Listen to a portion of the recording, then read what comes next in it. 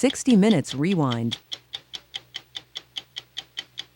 After February's cataclysmic series of earthquakes, the world poured emergency relief into Turkey and Syria. But some of those suffering the most were nearly impossible to reach. They were already fighting to survive a war zone. Recently, we traveled to this battleground in northwest Syria to meet an American medical charity that braved the odds, bringing hands of healing and hope. In the night, February 6th, death seemed a certainty. And life, a revelation.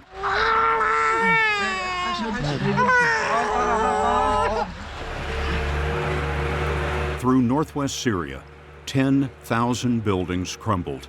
In towns that stood for millennia, the catastrophe was biblical.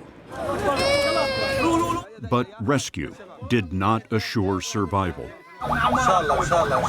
Ambulances raced to a medical system in critical condition itself after 12 years of bombed hospitals and murdered doctors. There's a chilling saying I learned in Syria that if you kill one doctor, it's like killing 100 soldiers, because if you kill a doctor, you kill a nurse, you kill a paramedic, you blow up an ambulance, you destroy a hospital, you're not just killing those individuals or group of individuals, you're taking away hope from a community. Samir Attar is an orthopedic surgeon from Chicago who volunteers for the Syrian American Medical Society, a U.S. charity that operates 13 hospitals in the war zone with a Syrian staff of 2,300. So when the war broke out in Syria, healthcare providers, the healthcare infrastructure came under attack because war crimes work. Crimes against humanity work. If you can get away with it, you can win. He's talking about relentless attacks on healthcare ordered by Syria's Bashar al-Assad and his ally, Russia's Vladimir Putin, who sent his military to Syria in a prelude to Ukraine. The war began in 2011 with an uprising to end the Assad family's 52-year dictatorship. But Assad responded by leveling his country with artillery, chemical weapons, and explosive barrels dropped from planes. 14 million have lost their homes. 500,000 are dead. Northwest Syria is in rebel hands, and this is where we met the Syrian American Medical Society, known as SAMS. How many surgeries did you do? So I did 23 on my first day. I remember crying myself to sleep the first night because it was just, the suffering was just so overwhelming. But this is much bigger than... We had met Samir Attar 6 years earlier, where SAMS was building a hospital in a cave to shield it from attack. Today, the hospital is complete and proved its endurance in the quakes. Amini Jacqueline is a SAMS nurse in the black and white hijab headscarf. I was shocked at the scene, she told us. Bodies were scattered on the floor, and there were so many.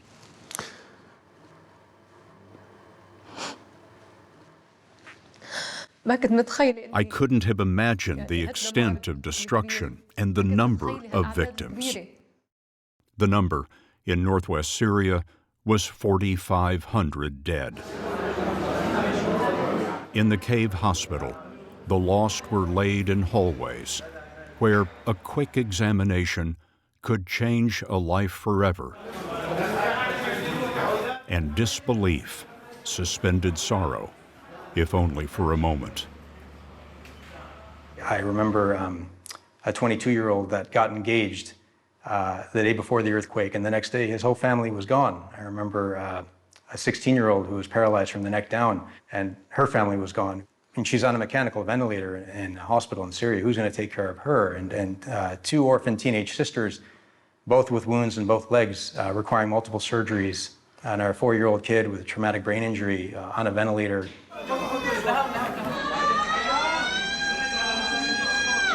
These nurses and doctors are the bravest people I've ever met. They were already traumatized by barrel bombs and chemical weapons.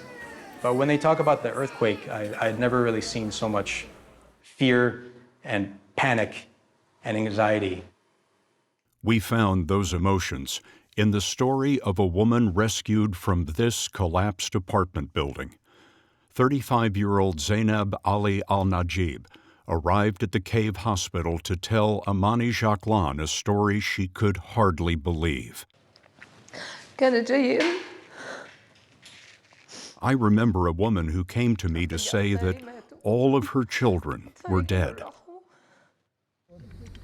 Rescue workers were digging for the woman's 6 children. We arrived at the collapsed building and heard a noise. We tried to reach the sound quickly, but our equipment and capabilities were limited.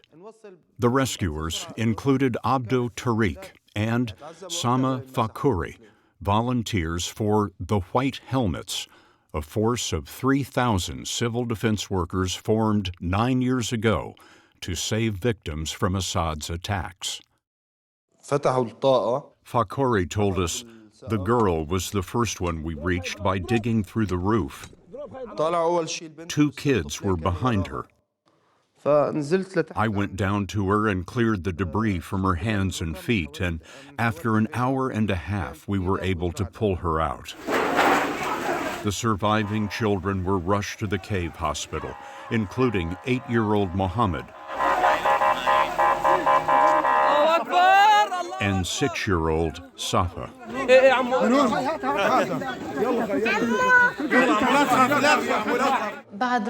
After about 15 minutes, Jacqueline told us, a girl arrived, followed by another girl. There were 3 of them. 3 surviving children of 6. We found them with their mother, Zanab. When your surviving children came in, it must have seemed like a miracle to you. Imagine thinking you've lost all of your kids, that everyone is gone, and then some of them are returned to you. She told us that she had to leave one child in surgery so she could attend the funeral of another. I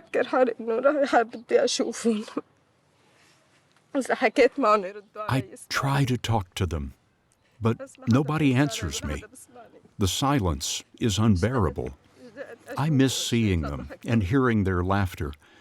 If only I could meet them for just an hour. I pray that God reunites us as soon as possible.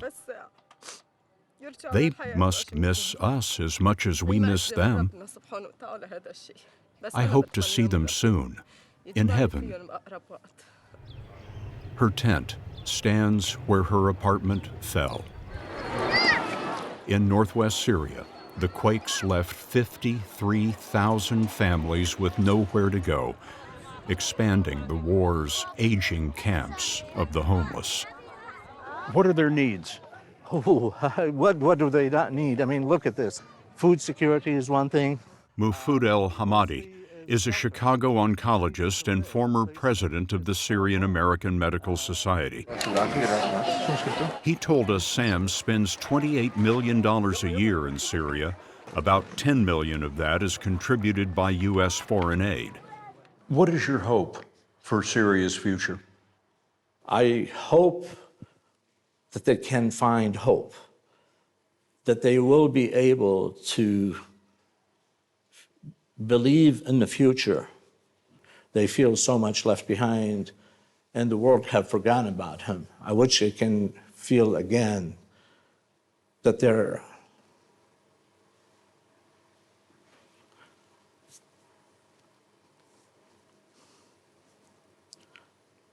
there's some people that really care. We found moments of hope, even amid the unholy damage in Idlib, a city remembering 12 years of war and still in rebel hands. Here, SAM's built a hospital from an office building, and in surgeries weeks before, Samar Attar repaired 12-year-old Suzanne's arms and legs. You want to stand up again? Stand up? Yeah. With me? All right. Then let's do it. What does that moment of progress mean to you? I got you. It means that there are days where you fight bouts of helplessness and hopelessness, and you wonder what exactly you're accomplishing, and you feel like you're trying to empty the ocean with a small cup, because it never ends and the suffering never ends and it never seems to be going away, but it's those brief flashes that are enough to keep you going for another month. The story will continue after this. There will be many months ahead, with no end in sight to the war. Have there been airstrikes since the earthquake? نعم كان في Yes, there have been airstrikes. هلا في قصف This area experienced an artillery bombardment 4 days after the earthquake. How do you explain the cruelty of conducting airstrikes against people who have just survived this terrible catastrophe? هذا مجرم. The question, they thought, had an obvious answer. They told us Assad is a criminal. With no prospect of peace, Dr. Attar worries now about vital follow-up surgeries, physical therapy, and prosthetic limbs. They're going to struggle. And what future do they have? I keep thinking of that girl on a mechanical ventilator who's paralyzed from the chest down. What happens to her? Who takes care of her? Normally in Syria, a big part of your community is family. But what do you do when your entire family's been killed and there's nobody else around? Who takes care of you? You have volunteered at this hospital during the war. You came rushing back after the earthquake. You have treated battlefield injuries in Ukraine as a volunteer. And I have to ask, why do you do this work? It's not just about showing up to help out. A lot of these missions for me are about bearing witness. They're about connection and solidarity and advocacy. Just being able to be here, be there, and look these nurses, look these doctors in the eye and shake their hand and be present with them, be on the ground with them. It just lets them know that it's a small world, they're not alone, we're all connected, and that when the world is literally crashing down around you and collapsing, all we got is each other.